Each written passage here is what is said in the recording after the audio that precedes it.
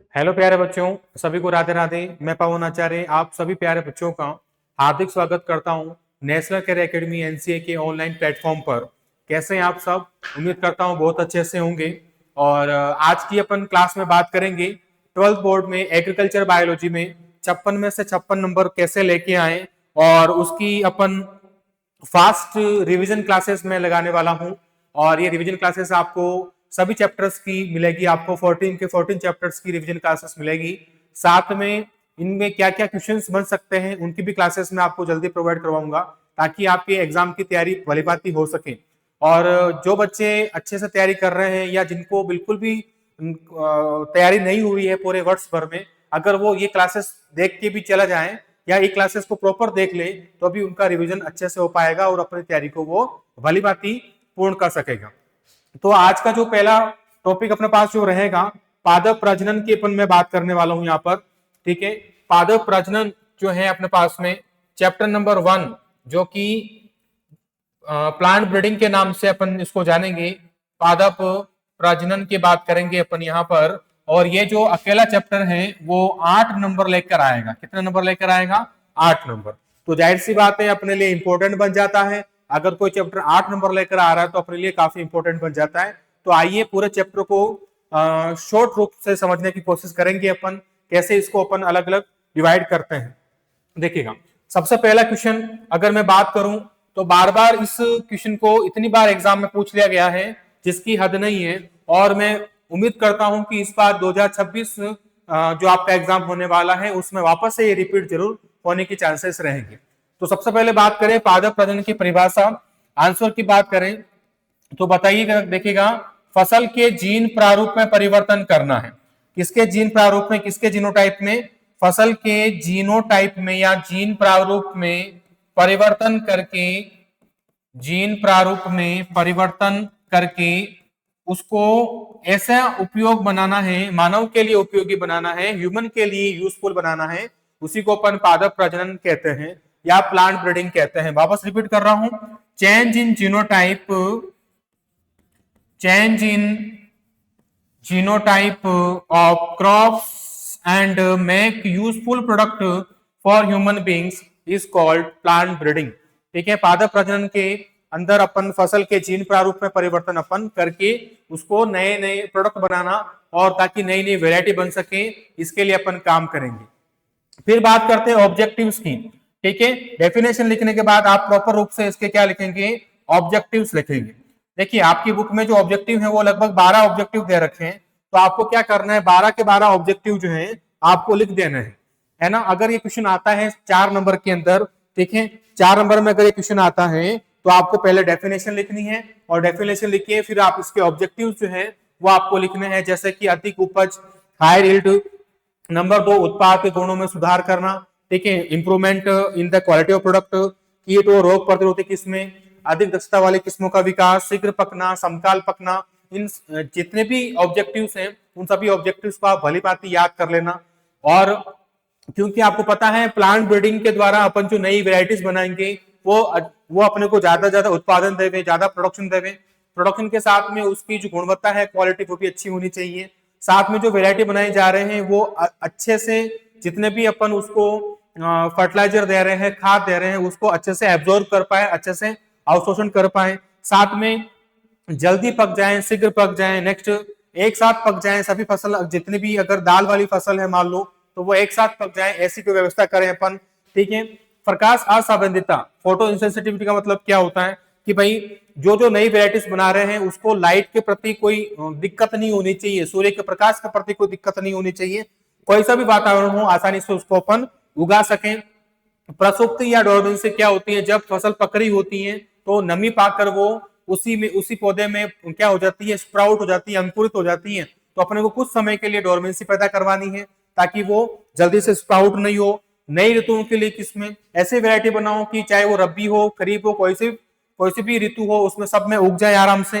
ठीक है, ऐसे वैरायटी बनाओ जो सूखा हो, लवण रोधी हो, है ना, ड्रोट के लिए या सूखे एरिया के लिए, क्योंकि आपको पता है राजस्थान का काफी बड़ा एरिया जो है वो सूखा ग्रस्त है, ड्राई एरिया है। तो अपन को ऐसी वैरायटी बनानी है ताकि वो अच्छे से इनमें उग सके। तो इस प्रकार से आप इनमें जितने भी ऑब्जेक्टिव्स हैं वो सब अपन कवर करेंगे और आराम से इसको आगे बढ़ाएंगे। चलिए नेक्स्ट क्वेश्चन की तरफ चलते हैं अपन। पादप प्रजनन की क्या क्या क्रियाएं हैं, क्या क्या एक्टिविटीज हैं। तो अब देखिए पादप प्रजनन में मेन आता है वेराइटी बनाना। आपको नई नई वेराइटी बनानी है ताकि किसानों को ज्यादा क्या मिल सके, उसका फायदा मिल सके। तो अपने को उन्नत वेराइटी बनाने के लिए, अच्छी वेराइटी बनाने के लिए क्या क्या चीजें चाहिए। नंबर 1 विविधता का उत्पादन। नंबर 1 क्या आएगा, विविधता का उत्पादन, क्रिएशन ऑफ वेरिएशन। ठीक है, ये अपन जो वेरिएशन है वो अलग अलग तरीकों से प्राप्त करते हैं बेटा। ठीक है, अलग अलग तरीकों से इसको अपन प्राप्त करते हैं। विविधता का उत्पादन करने के बाद में नंबर 2 उसमें से अपन क्या करेंगे, उसका चयन करेंगे, सिलेक्शन करेंगे। चयन करने के बाद में नंबर 3 उसका मूल्यांकन करेंगे। मूल्यांकन करने के बाद नंबर 4 गुणन और वितरण करेंगे। गुणन व वितरण यहाँ पर अपन कर सकते हैं। ठीक है, तो ये अपन पूरा अपनाते हैं। अब बात आती है सर विविधता का उत्पादन कैसे करते हैं, क्या क्या तरीके होते हैं। नंबर 1 ग्रामीण, है ना, क्या होता है मैं समझा रहा हूं थोड़ी देर में। नंबर 2 जनन द्रव्य, ग्रामीण यानी कि डोमेस्टिकेशन, जनन द्रव्य यानी कि जर्म प्लाज्म। नंबर 3 पादप पुनःस्थापन यानी कि प्लांट इंट्रोडक्शन। ठीक है, पादप पुनःस्थापन। नंबर 4 यहाँ पर आता है पादप पुनःस्थापन के बाद में संकरण, उत्परिवर्तन। संकरण को अपन अंग्रेजी में क्या कहते हैं, हाइब्रिडाइजेशन। नेक्स्ट उत्परिवर्तन, म्यूटेशन अपन कह देंगे अपन इसको। ठीक है, और नंबर 6 बहुगुणिता यानी कि पॉलीप्लॉइडी, इनके द्वारा अपन उत्पादन जो है विविधता उत्पादन करेंगे। और नंबर 7 है यहाँ पर आनुवांशिक अभियांत्रिकी, जेनेटिक इंजीनियरिंग। तो ये 7 तरीके हैं जिससे अपन फसल के अंदर क्रिएशन और वेरिएशन यानी कि विविधता का उत्पादन कर सकते हैं। अब मेरे बच्चों ये क्या क्या होता है इनके बारे में अपन स्टडी करते हुए चलते हैं, और आइए एक एक दुकान को अपन एक एक विधि को अपन पढ़ना स्टार्ट करते हैं। सबसे पहले अपन बात करेंगे ग्रामीण क्या होता है, डोमेस्टिकेशन क्या होता है। देखो बेटा ग्रामीण की बात करें अपन तो जब जंगली प्रजातियां जो होती हैं, जंगली प्रजातियों को मानव जब अपने खेत में उगाता है तो उसको अपन ग्रामीण या डोमेस्टिकेशन कहते हैं। आज आप ये जितने भी वैरायटी देख रहे हो ऐसे नहीं आई हैं, ये या जितने भी फसल देख रहे हो ये पहले जंगल में उगती थी, फिर इसको मानव अपने लिए उगाना स्टार्ट किया तो उसको क्या कहा अपन ने, ग्रामीण कहा। फिर यहाँ पर एक इंपॉर्टेंट पॉइंट जो आपको पढ़ के जाना है अच्छे से, ग्रामीण के दौरान क्या होता है, वरण यानी कि सिलेक्शन होता है। सिलेक्शन यहाँ पर 2 प्रकार से है, एक तो है प्राकृतिक यानी कि नेचुरल, और एक है आपके यहाँ पर कृत्रिम यानी कि आर्टिफिशियल। यहाँ पर 2 प्रकार के वर्ण हैं, दोनों को आपको अच्छे से पढ़ के जाना है। प्राकृतिक वर्ण या नेचुरल सिलेक्शन के अंदर किन कारकों के द्वारा होता है, प्राकृतिक कारकों के द्वारा होता है, जबकि मनुष्य अगर कर रहा है सिलेक्शन तो उसको कृत्रिम कह देंगे। प्राकृतिक कारकों के अंदर जो अनुकूलन होता है, एडेप्टेशन, अनुकूलन एडेप्टेशन वो बढ़ता है, जबकि कृत्रिम के अंदर जो सिलेक्टेड है, जो मनुष्य ने सिलेक्ट किया है उसी के अंदर क्या होता है, ये अनुकूलन बढ़ता है। तीसरा बात करें अपन प्रजनन की, तो प्राकृतिक में जितने भी जीन प्रारूप है आपस में प्रजनन क्या होता है, बढ़ता है, जबकि कृत्रिम में जो सिलेक्टेड है उसी में बढ़ेगा। ठीक है, इस प्रकार से। विविधता की बात करें तो प्राकृतिक के अंदर विविधता क्या होती है, ज्यादा होती है, जबकि यहाँ पर विविधता क्या होती है, जो कम होती है, आर्टिफिशियल के अंदर कम होती है। तो इस प्रकार अपन समझ सकते हैं ग्रामीण यानी कि सिलेक्शन को, और जिनका ग्रामीण यानी कि डोमेस्टिकेशन को, और जिनका पहले से अच्छे से तैयारी हो रखी है उसके लिए क्लास बहुत ही ज्यादा महत्वपूर्ण होने वाली है, क्योंकि वो फास्ट तरीके से रिवीजन कर पाएगा। फिर बात करते हैं अपन दूसरा जो तरीका है, जनन द्रव्य क्या होता है। जनन द्रव्य की पूरी जानकारी अपन ले लेते हैं। देखिए आप जो भी आज ये किस्में देख रहे हो या जो फसल देख रहे हो, तो फसल और उस फसल से संबंधित उसके जितने भी जंगली प्रजाति हैं, जितने जंगली जो रिश्तेदार हैं, उन सभी का टोटल जो आनुवंशिक पदार्थ है उसका क्या कहलाता है, जनन द्रव्य या जर्म प्लाज्म कहलाता है। जैसे मान लो कोई गेहूं एक फसल है, तो गेहूं से संबंधित उसकी जितनी भी जंगली प्रजातियां हैं उन टोटल का जितना भी जनन द्रव्य है, जितना भी आनुवंशिक पदार्थ है, वो उसका क्या कहलाएगा बेटा, जनन द्रव्य यानी कि जर्म प्लाज्म कहलाता है। अब जनन द्रव्य जो है वो अलग अलग कौन इकट्ठा करता है भारत के अंदर, तो आपको यहाँ से इंपॉर्टेंट क्वेश्चन मिलेगा यहाँ पर, NBPGR क्या मिलेगा बेटा, NBPGR फुल फॉर्म क्या है, national bureau of plant genetic resources, है ना, नई दिल्ली के अंदर स्थित है, ये ध्यान में रखेगा। कहां पर है, नई दिल्ली में। राष्ट्रीय पादप आनुवांशिक संसाधन ब्यूरो नई दिल्ली में स्थित है, जो ये काम कर रहा है। अब बात करते हैं जनन द्रव्य संरक्षण या जनन द्रव्य संरक्षण से पहले जनन द्रव्य को अपन दो भागों में बांट देते हैं। नंबर 1 ग्रामीण के आधार पर और नंबर 2 उत्पत्ति स्थान के आधार पर, डोमेस्टिकेशन के आधार पर। अगर मैं ग्रामीण के आधार पर इसको बांटू बेटा तो ये दो प्रकार से होता है, कृषि जनन द्रव्य और जंगली जनन द्रव्य। खेतों में उगाए जाने वाली जो प्रजातियां हैं उनको अपन कृषि कहते हैं और जंगल में उगाने वाली को क्या कहते हैं, जंगली कहते हैं। ठीक है। और उत्पत्ति स्थान के आधार पर दो प्रकार से होता है, अपने देश में उग रहा है तो देसी हो जाएगा और अपने देश के बाहर उग रहा है तो विदेशी जनन द्रव्य हो जाएगा। ठीक है सर। फिर इसके अंदर एक वर्ड और आता है यहाँ पर, जीन कोश क्या होता है, जीन कोश या जीन पूल, इसको थोड़ा सा स्टार बनाएगा, ये इंपॉर्टेंट लाइन है, यहाँ पर ध्यान रखिएगा। देखिए बेटा, जो भी पौधे या पौधों का समूह, ग्रुप ऑफ प्लांट्स जो है आपस में क्या करते हो, संकरण करते हो आपस में, उनमें क्या होता है, निषेचन की प्रक्रिया होती है या आपस में संकरण होता है अथवा हो सकता है। तो उन सभी के अंदर जितने भी जीन है या उनके जो एलिल्स हैं उन सभी को क्या कहते हैं अपन, यहाँ पर जीन पूल कहते हैं, जीन कोश कहते हैं। यह जीन कोश तीन प्रकार से होता है यहाँ पर, प्राथमिक जीन कोश, द्वितीयक जीन कोश और तृतीयक जीन कोश। प्राथमिक में वो सभी सदस्य आते हैं जिसमें हमेशा 100% क्या होता है, संकरण होता ही होता है। साथ में उनसे जो संतति मिल रही है वो संतति आपको हमेशा क्या मिलेगी, हमेशा उर्वर मिलती है, हमेशा उर्वर मिलती है। ठीक है। द्वितीयक में अपने को उनको रखना है जिनका प्राथमिक के सदस्यों के साथ में थोड़ा सा संकरण मुश्किल से होता है। अब मुश्किल से होगा तो यहाँ पर जो संतति होगी ना बेटा, वो आंशिक यानी कि पार्शियली उर्वर मिलती है। आंशिक मतलब वो उर्वर हो भी सकती है और नहीं भी हो सकती है। तृतीयक में उनको रखना है जिनका प्राथमिक के साथ में बिल्कुल भी मैटिंग नहीं होती है, बिल्कुल भी संकरण नहीं होता है। अगर बिल्कुल संकरण नहीं होगा तो संतति हमेशा क्या मिलेगी बेटा, यहाँ पर बांझ मिलती है, उर्वर मिलती है। बांझ यानी कि कभी आगे जाके बच्चे पैदा नहीं कर पाएगी। तो ये तीन कंडीशन अपन लेके चल रहे हैं। फिर यहाँ पर आता है जनन द्रव्य संरक्षण कितने प्रकार का होता है भाई, दो प्रकार का होता है, स्वस्थानीय संरक्षण और बहिस्थानीय संरक्षण। ठीक है, स्वस्थानीय और बहिस्थानीय संरक्षण। ठीक है, इंग्लिश में क्या कहते हैं इसको, इन सीटू और एक्स सीटू कंजर्वेशन के नाम से जानते हैं। जो जर्म प्लाज्म या जो जनन द्रव्य जिस स्थान पर पाया जा रहा है, अगर उसको उसी स्थान पर अगर उसको स्टोर कर दें तो वो क्या कहलाएगा, जनन द्रव्य स्वस्थानीय कहलाएगा। और अगर उसको किसी और स्थान पर ले जाके करेंगे, बाहर ले जाके करेंगे तो उसको क्या कहते हैं, बहिस्थानीय कहते हैं। तो जितने भी बैंक हैं, डीएनए बैंक, जीन बैंक, प्रोराग्र बैंक वगैरह जितने बैंक हैं वो सब किसमें जाएंगे, बहिस्थानीय में। जबकि स्वस्थानीय का एग्जाम्पल क्या हो जाएगा बेटा, जीन सेंचुरी, जीन सेंचुरी इसका एग्जाम्पल हो जाएगा। इस प्रकार से अपन जर्म्स को ले पा रहे हैं। चलिए आगे चलते हैं। अपन पादप पुनर्स्थापन क्या होता है कि पौधों को एक स्थान से दूसरे स्थान पर लेके जाना, वहां लेके जाना जहां उनकी संख्या बिल्कुल नहीं हो या बहुत कम हो, उसको अपन पादप पुनर्स्थापन कहते हैं। पादप पुनर्स्थापन दो प्रकार के होते हैं, प्राथमिक और द्वितीयक, प्राइमरी और सेकेंडरी। अगर बिना कोई चेंज किए डायरेक्ट अगर पौधों को लेके जा रहे हैं तो वो प्राथमिक कहलाएगा, और अगर उसमें कोई चेंज कर रहे हैं या संकरण करवा रहे हैं यहाँ की लोकल प्रजाति से तो उसको अपन क्या कहते हैं, द्वितीयक कहते हैं। फिर यहाँ पर इंपॉर्टेंट, वेरी इंपॉर्टेंट, यहाँ पादप पुनर्स्थापन की आपको क्या पूछेगा, प्रक्रिया पूछेगा कि प्रोसेस की बात करें, प्रक्रिया की बात करें तो सबसे पहले होता है यहाँ पर अर्जन करना। अर्जन यानी कि टू प्रोक्योरमेंट, ऑब्टेन करना। नंबर 2, अर्जन करने के बाद में उसका क्या किया जाएगा, संगरोध यानी कि क्वारंटाइन किया जाएगा। संगरोध करने के बाद में उसकी कैटालॉगिंग की जाएगी, सूचीबद्ध किया जाएगा। सूचीबद्ध करने के बाद उसका मूल्यांकन किया जाएगा।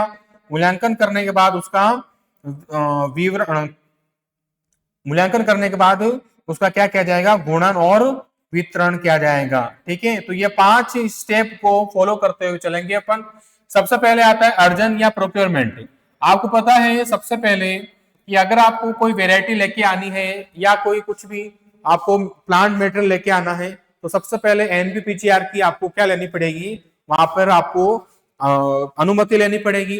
तो एनपीपीजीआर के द्वारा जितने भी कार्यक्रम होंगे उनको प्राप्त करना अर्जन कहलाता है। फिर उसमें चेक करना है कि कोई खरपतवार का बीज तो नहीं है, कोई दूसरे अवांछित सामग्री तो नहीं है, तो उसको चेक करना क्या कहलाता है, क्वारंटाइन यानी कि संगरोधन कहलाता है। फिर वो कहाँ से आया, उसका उत्पत्ति स्थान कहाँ पर है वगैरह वगैरह, इसको अपन क्या कहते हैं, कैटालॉगिंग यानी कि सूचीबद्धन कहते हैं, कैटालॉगिंग कहते हैं। फिर उसको उगा के देखो, जो वहां के लोकल वेरायटी है उसके साथ उगा के देखो, उगा के देखने पर अपने को पता लगेगा ये सही है या नहीं है, उसको क्या कहते हैं अपन, मूल्यांकन करना कहते हैं। और लास्ट में जब अगर अपने को पता लग गया कि हाँ ये सही है, तो उसको क्या किया जाएगा, घूर्णन करके किसानों को वितरण कर दो, तो ये क्या कहलाएगा, घूर्णन और वितरण। इस प्रकार से अपन इसको पादप पुनर्स्थापन को समझ पाएंगे। फिर यहाँ पर इंपॉर्टेंट आता है पादप पुनर्स्थापन के लाभ क्या क्या है और दोष क्या क्या है। लाभ और दोष आपको जरूर पूछेगा, क्योंकि यह सरल विधि है, वैज्ञानिक विधि है, आसानी से अपन इसको अप्लाई कर सकते हैं। साथ में एक चीज और ध्यान में रखना, पादप पुनर्स्थापन की जो उपलब्धियां हैं उसको अपन लाभ में शामिल कर सकते हैं, ध्यान रखना। और जो उपलब्धियां हैं जैसे कि बहुत सारी वेराइटीज इसके द्वारा लाई गई है इंडिया के अंदर, TN128, IR36, IR28, ये अपन ला सकते हैं। बहुत सारी जो फसलें हैं जैसे कि आलू, मिर्ची, टमाटर, पपीता, है ना, तो ये जो है वो भी बाहर से आई हुई अपने इंडिया के अंदर, तो ये भी अपने पास, ये भी उपलब्धि में अपन शामिल कर सकते हैं, लाभ में शामिल कर सकते हैं। दोष इंपॉर्टेंट है, आपको पता है पादप पुनर्स्थापन के द्वारा बहुत सारे खरपतवार, बहुत सारे पौधे अपने इंडिया के अंदर आ गए थे जो यहाँ पर बहुत बड़ी प्रॉब्लम बन चुके थे। तो ऐसी प्रॉब्लम से निपटने के लिए जो है अपने को काफी मशक्कत करनी पड़ती है। जैसे गाजर घास, अब गाजर घास पूरे इंडिया के अंदर फैल गया, अपने यहाँ का पौधा नहीं था, वो बाहर से आया और बहुत ज्यादा फैल गया। ठीक है, लैंटाना कैमरा है, वो जलकुंभी खरपतवार है। ठीक है, ऐसे पौधे हैं जो ऐसे करेंगे। फिर यहाँ पर एक वर्ड आता है आनुवांशिक अपर्दन, क्या होता है, ये इंपॉर्टेंट है, आपके एक 1.5 नंबर के अंदर आने वाले क्वेश्चन में आता, शामिल हो सकता है।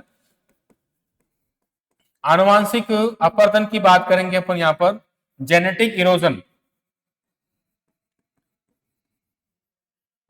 जेनेटिक इरोजन या आनुवांशिक अपर्दन क्या होता है कि अगर मान लो कोई फसल या कोई उसके जंगली संबंधियों के बीच में उसके जितने भी जनन द्रव्य हैं, उस जनन द्रव्य में अगर कमी आ रही है या उसकी विविधता में कमी आ रही है, तो उसको क्या कहते हैं अपन, अपर्दन कहते हैं। इसको ध्यान में रखेगा।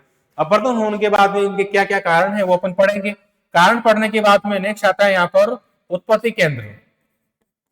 उत्पत्ति केंद्र अच्छे से पढ़ के जाना, जो टेबल है वो टेबल अच्छे से रट के जाना, आपको ध्यान में रखना, टेबल को अच्छे से रट के जाना। आपको पूछेगा, हो सकता है पूछ ले, आलू का उत्पत्ति स्थान कहाँ पर है, बैंगन का, सोयाबीन का, गन्ने का, पपीते का, इनका सबका उत्पत्ति स्थान आपसे पूछ सकता है, तो ध्यान में रखेगा। चलिए आगे चलते हैं अपन नेक्स्ट की तरफ। नेक्स्ट आता है यहाँ पर संकरण या हाइब्रिडाइजेशन, क्या होता है, वेरी वेरी इंपॉर्टेंट।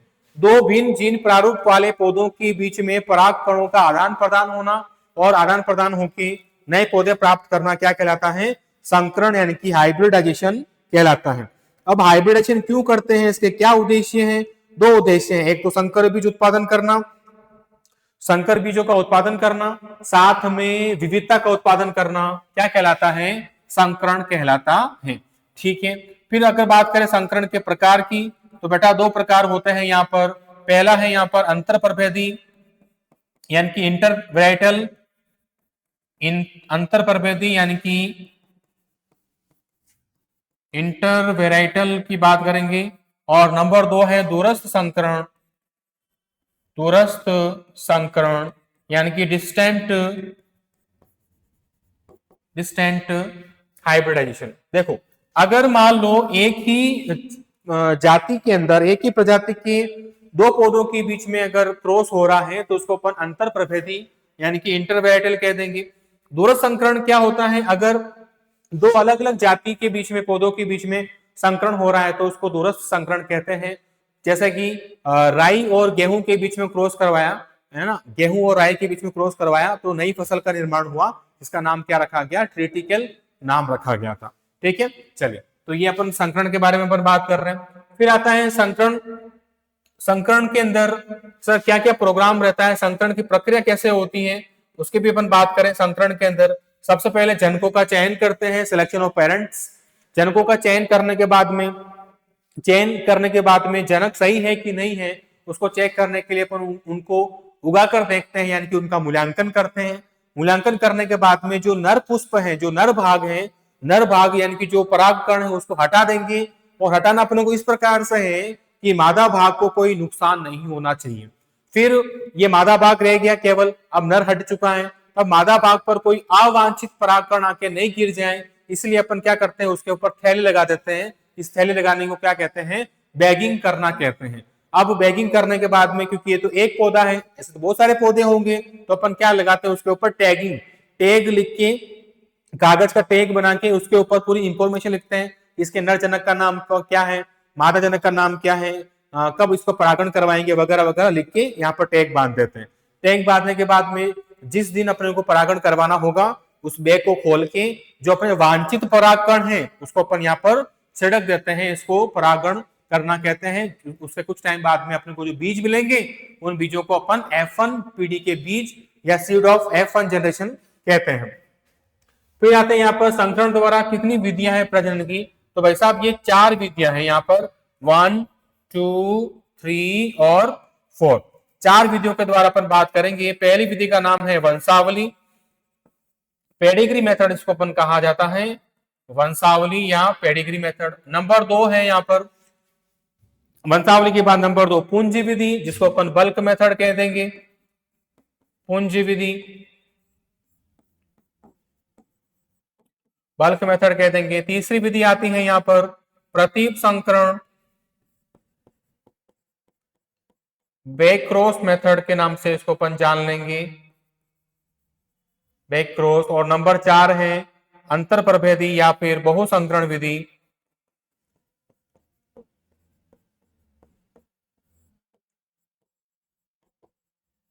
बहुसंकरण विधि,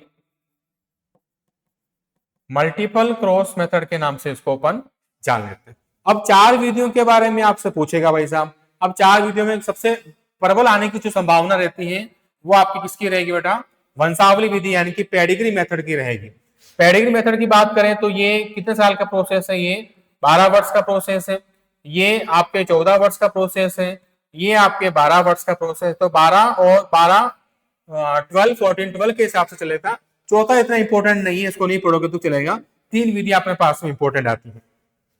वंशावली विधि में क्या करते हैं, वंशावली विधि में दोनों जो अपने पास में पेरेंट्स हैं उन पहले साल के अंदर, फर्स्ट ईयर के अंदर दोनों का अपन क्या करवाते हैं, अपन P1 और P2 में क्रॉस करवाते हैं। क्रॉस करवाने के बाद में जो बीज मिलेंगे उनको F1 बीज का, उसको आप उगा के देखो, ठीक है, उगाकर देखा, उगाकर देखने पर अपने को जो बीज मिलेंगे काटने के बाद में उनको F2 बीज कहेंगे। F2 बीज को फिर से आपने उगा के देखा, उगा के देखने पर अपने को बहुत सारे बीज मिले। उन बीजों को आपको क्या करना है, मिक्स नहीं करना है, F2 बीजों को अलग अलग आपको लिफाफे के अंदर पैक कर देना है। जैसे पैक किया, अगले साल के अंदर अपन क्या कर देंगे, उनकी सिंगल लाइन प्रोजेनी, यहाँ पर जो एक एक लाइन बता रहा है ना बेटा, एक एक लाइन किसको बताएगा, एकल पादप संतति यानी कि सिंगल प्लांट प्रोजेनी। जितने बीज मैंने यहाँ पर कलेक्ट किए, मान लो मैंने 100 बीज कलेक्ट किए, कितने बीज किए, 100 बीज, तो 100 बीजों 100 पौधों को मैंने सेलेक्ट किया, तो 100 पौधे के बीज यानी एक पौधे के बीज एक लिफाफे में, दूसरे पौधे के बीज दूसरे लिफाफे में, ऐसे मैंने 100 लिफाफे तैयार कर दिए। अगले साल जब मैं सिंगल सिंगल लाइन बता रहा हूं ना, इसका मतलब क्या होता है, एकल पादप संतति यानी कि सिंगल प्लांट प्रोजेनी लगाते हैं। आप एक लिफाफे के बीज खोले और मैंने पहली पंक्ति में डाल दी, फिर दूसरे लिफाफे के बीज खोले दूसरे पंक्ति में डाल दी, ऐसे मैं 100 पंक्तियां बनाऊंगा और 100 लिफाफे मैंने 100 लिफाफों के बीज मैंने अलग अलग पंक्ति के अंदर डाल दिए। इस प्रक्रिया को मैं क्या कह दूंगा, एकल पादप संतति कह देता हूं। अच्छा, यहाँ पर एक चीज और कर सकते हैं, यहाँ पर कि यहाँ पर 2000 से 10,000 पौधे लिए, उसमें से कुछ पौधे छांटे आपने 100 से 500 में, यहाँ पर कितने पौधे छांट रहा हूँ, 100 पौधे छांट रहा हूँ, 100 पौधों के बीजों को मैंने अलग अलग कर दिया। अब जैसे ही एकल पादप लगाया, वापस अगले साल, इस साल इसको वापस से रिपीट करो। सर रिपीट क्यों कर रहे हैं, ताकि अपने को अच्छे अच्छे बीज मिल सके, और जो खराब पौधे हैं, जो अवांछित पौधे हैं, उनको हटाते जाओ, अच्छे पौधों को आगे बढ़ाते जाओ, ठीक है। तो ये एकल पादप लगा दिया। फिर अगले साल वापस से क्या करेंगे, जो पौधे के बीच मेरे को मिल रहे हैं, अच्छा सबको अलग अलग रख रहे हो, मतलब इस लाइन के जो पौधे हैं उनको आपने अलग अलग रख दिया, उनके बीजों को, इस लाइन के पौधे के बीजों को अलग रख दिया, ऐसे आपने अलग अलग लिफाफे तैयार करके रखे हुए। फिर आपको जो लिफाफे बच गए बेटा, उनकी 3-3 पंक्ति बनानी है, यानी कि पहले तो एक लिफाफे के बीच एक ही पंक्ति में डाल रहे थे ना, अब एक में नहीं डाल के उसको 3 पंक्तियों में डालो। पहले लिफाफे के बीच 1 2 3, दूसरे लिफाफे के बीच 1 2 3, इस प्रकार से आपको 3-3 पंक्तियों का क्या करना है बेटा, सेट का लगाना है। ऐसा आपको फिर से रिपीट करना है 3-3 का, ठीक है। जब ये हो जाए तो उसके बाद क्या आएगा बेटा, सिंगल डिब्बा। ये सिंगल डिब्बा किसको बताता है, ध्यान में रखना, ये बताता है कि जो अपने को अब उपज परीक्षण लेना है, यील्ड ट्रायल टेस्ट करना है। यील्ड ट्रायल टेस्ट क्या होता है, ध्यान में रखिएगा। जो अपने को प्रारंभिक उपज परीक्षण, सिंगल डिब्बा किसको बताता है, यहाँ पर प्रारंभिक उपज परीक्षण को बताता है। ध्यान में रखेगा, प्रारंभिक उपज परीक्षण यानी कि प्राइमरी या preliminary yield trial test, yield trial test को बताता। देखो अब क्या हुआ, यहाँ पे जो वैरायटी आपने चूज करी है, सेलेक्ट करी है, उसको वहां के लोकल वैरायटी के साथ उसको उगाओ। इस उगाने को अपन प्राइमरी यील्ड ट्रायल टेस्ट कहते हैं। उगाने पर अपने को यह पता लगेगा कि आप जो वैरायटी बना रहे हो वो ज्यादा प्रोडक्शन दे रही है या कम दे रही है। इसका चेक यहां से किया जाएगा, इस प्रारंभिक से किया जाएगा। ये करने के बाद में फिर अपन 3 डिब्बे लेके आएंगे। कितने डिब्बे लेके आएंगे, यहाँ पर 3 डिब्बे लेके। ये 3 डिब्बे किसको बताता है बेटा, यहाँ पर ये किसको बताते हैं, 1 साल को बताते हैं। 1 साल, 2 साल, 3 साल। अब यहाँ पर क्या हुआ, आपने टेस्ट करके देख लिया, उगा के देखा, आपने जो उगाया बेटा, आपने जो वैरायटी बनाई है, अगर मान लो वो 80 क्विंटल उत्पादन दे रही है, ठीक है, और पहले से जो वैरायटी चली आ रही है उसी की वो मान लो 100 क्विंटल दे रही है, तो बताओ क्या ये आपकी वैरायटी बनाना सही है कि नहीं है? नहीं है, गलत है। अरे यार, जो पहले से चली आ रही है अगर वो 100 क्विंटल प्रोडक्शन दे रही है और मैं जो बना रहा हूं वो अगर मान लो 80 क्विंटल ही आ रहा है, तो भाई साहब, तो वो किसान क्या उसको एक्सेप्ट करेगा? नहीं करेगा। अब नहीं करेगा तो फिर ऐसे मत बनाओ, ठीक है। पर मान लो उल्टा हो गया, आप जो बना रहे हो उसका उत्पादन 180 क्विंटल आया और पहले से चला आ रहा है वो 100 क्विंटल ही दे रहा है, तो बताओ आपकी वैरायटी अच्छी है कि नहीं है? अरे हाँ है। अब आपने ये 1 साल टेस्ट करके देखा, अब इसको 3 साल टेस्ट करके देखो। 3 साल को अपन क्या कह देंगे, समन्वित उपज परीक्षण। क्या कह देंगे बेटा, समन्वित उपज परीक्षण। अंग्रेजी में कह देंगे इसको कोऑर्डिनेटेड यील्ड ट्रायल टेस्ट, ठीक है। 3 साल उगा के देखने पर अगर एक जैसा रिजल्ट मिल रहा है तो फिर इसको आगे बढ़ाएंगे, नहीं तो यहीं पर फेल हो जाएगा मामला।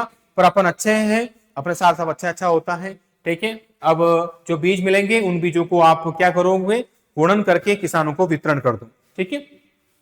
इस प्रकार से, इसी प्रकार से बाकी की 2 विधियां भी हैं अपने पास में, पूंजी विधि और वंशावली विधि, पूंजी विधि और प्रतीक संकरण विधि, ठीक है। जो बच्चे इस वीडियो को देख रहे हैं, अगर वो चाहते हैं कि सर बाकी 2 वीडियो को भी आप वापस से समझाओ अच्छे से, तो कमेंट करके बताइएगा मेरे को, तो आपको मैं बताऊंगा दोनों वीडियो को अपन कैसे देख सकते हैं।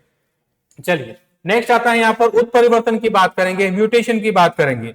म्यूटेशन क्या होता है, उत्परिवर्तन क्या होता है कि किसी जाति में या किसी गुणसूत्रों के अंदर, किसी जाति के गुणसूत्रों में अचानक से कोई चेंज आता है, अचानक से परिवर्तन आता है और वो परिवर्तन आगे की पीढ़ियों में कंटिन्यू हो जाता है, आगे की पीढ़ियों में चला जाता है, तो उसी को अपन क्या कहते हैं, म्यूटेशन या उत्परिवर्तन कहते हैं। और इसको लाने वाले कौन थे, मॉर्गन और ह्यूगो डी व्रीज। दोनों को ध्यान में रखना, दोनों अच्छे क्वेश्चन बना सकते हैं। यहाँ पर उत्परिवर्तन पैदा करने वाला जो कारक रहेगा उसको अपन कहते हैं उत्परिवर्तन जन, यानी कि म्यूटाजन। या म्यूटाजन 2 प्रकार से होते हैं, भौतिक और रासायनिक, फिजिकल और केमिकल, ठीक है ना। अगर जितने भी किरणें हैं, एक्स किरण, गामा किरण, वाई किरण, तो ये सब भौतिक में जाएगा, और अगर जितने भी केमिकल्स हैं वो सब केमिकल में चले जाएंगे। अब आती है कि सर उत्परिवर्तन कितने प्रकार के होते हैं, तो 2 प्रकार के होते हैं। अगर अपना पेदा हो रहा है, प्रकृति अपना पैदा कर रही है, तो उसको स्वतः उत्परिवर्तन कह देंगे। और अगर मान लो किसी मनुष्य के द्वारा किया जा रहा है उत्पन्न, या म्यूटाजन का उपयोग करके, म्यूटाजन क्या होता है, म्यूटाजन अभी बताया था मैंने आपको, उसका उपयोग करके अगर ये पैदा करवा रहे हैं तो उसको क्या कह देंगे अपन, प्रेरित उत्परिवर्तन यानी कि इंड्यूस्ड म्यूटेशन कह देंगे। उसके बाद में 1927 के अंदर एक्स किरणों की खोज के बाद में, एक्स किरणों की उत्परिवर्तन जली खोज के बाद में म्यूटेशन ब्रीडिंग स्टार्ट हुई थी। म्यूटेशन ब्रीडिंग 9 साल की प्रोसेस आएगी। 9 साल में आप लोगों को कुछ नहीं करना है। सबसे पहले साल के अंदर जो बीज आप बो रहे हो उसको थोड़ा सा म्यूटाजन से उपचारित करके फिर बोवो, फिर उससे जो बीज मिल रहे हैं उनको अलग अलग एकत्रित कर लो लिफाफों के अंदर। फिर 3 साल तक आपको एकल पादप संतति उगानी है। फिर सिंगल डिब्बा प्रारंभिक उपज परीक्षण, 3 डिब्बे समन्वित उपज परीक्षण, और लास्ट में गुणन और वितरण अपन कर लेते हैं। इस प्रकार से ये उत्परिवर्तन की पूरी बात करेंगे। फिर आती है बहुगुणिता क्या होती है, इससे भी इंपॉर्टेंट क्वेश्चन बनेंगे बेटा। अगर किसी प्रजाति के जो कायिक गुणसूत्र होते हैं, जो सोमेटिक क्रोमोसोम्स होते हैं, उसके 2n में या तो वृद्धि हो जाए या कमी हो जाए, इसी को क्या कहते हैं अपन, पॉलीप्लोइडी कहते हैं। दो प्रकार की होती है बेटा, ध्यान में रखना। ये होती है असुगुणिता, असुगुणिता, जिसको अंग्रेजी में क्या कहते हैं अपन, एन्यूप्लॉइडी, और दूसरी हो जाएगी सुगुणिता यानी कि यूप्लॉइडी की बात करेंगे यहाँ पर, यूप्लॉइडी। अगर मान लो जो 2n नंबर है उसमें संख्यात्मक परिवर्तन आ रहे हैं, जैसे +1 हो जाए या 2n -1 हो जाए, ऐसा कुछ चेंज आ रहा है तो उसको क्या कहते हैं अपन, एन्यूप्लॉइडी। और अगर मान लो n की कॉपी चल रही है, n 2n 3n 4n, तो उसको क्या कहते हैं अपन, सुगुणिता या यूप्लॉइडी के नाम से जानते हैं। फिर इसमें संख्यात्मक चेंज आते हैं, वो चेंजेस अपन यहाँ पर देख पाएंगे। चलिए नेक्स्ट बात करेंगे अपन चयन। अब आते हैं, देखिए इतनी सारी दुकानों को घूम लिए, अब आते हैं अपन सिलेक्शन पे आते हैं कि सर इनमें से कोई काम का भी है कि नहीं है, ठीक है ना। तो सबसे पहले बात करें चयन की, बात करें अपन सिलेक्शन की, तो यहाँ पर दो प्रकार से हैं। जो स्वपरागित पौधे हैं उनके अंदर दो मेथड आएंगे यहाँ पर। एक तो आएगा समूह चयन यानी कि मास सिलेक्शन, मास सिलेक्शन, और दूसरा आएगा यहाँ पर शुद्ध वंशक्रम चयन, शुद्ध वंशक्रम चयन यानी कि pure line selection, pure line selection.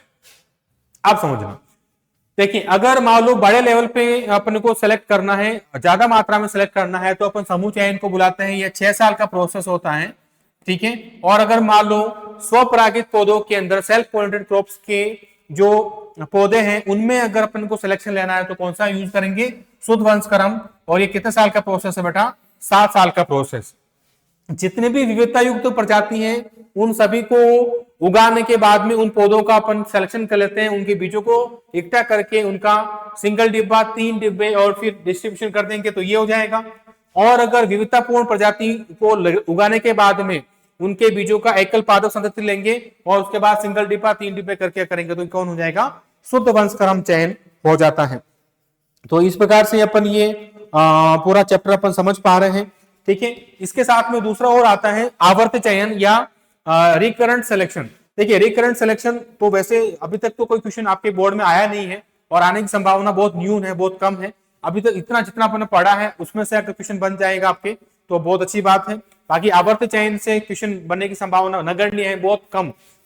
फिर भी मान लो अगर आवर्त चयन से क्वेश्चन आ जाता है तो घबराने का बिल्कुल नहीं, ठीक है। आप आराम से ये चयन जो पढ़ा रहा हूं आपको, ये पढ़ाया है उसमें से भी अपन कर सकते हैं। चलिए तो ये अपन फर्स्ट चैप्टर को बहुत अच्छे से इसको जाना, बहुत अच्छे से इसको समझा। अगली क्लास के अंदर अपन बात करेंगे सेकंड चैप्टर की, उसको अपन रिवीजन करेंगे। इस क्लास को जो बच्चे देख रहे हैं उसको वो आप कमेंट जरूर करें कि समझ में आया कि नहीं आया। या देखिए बेटा ये शॉर्ट रिवीजन है, ये शॉर्ट रिवीजन है, इसमें अपन पूरे चैप्टर को शॉर्ट रूप में समझ पा रहे हैं। बाकी एग्जाम के अंदर क्या क्या क्वेश्चन और बन सकते हैं वो अपन आपको नेक्स्ट क्लासेस में आपको मैं बताने वाला हूं। तब तक के लिए सभी को राधे राधे। चैनल को लाइक कीजिए, सब्सक्राइब कीजिए, बेल आइकन को जरूर दबाइएगा।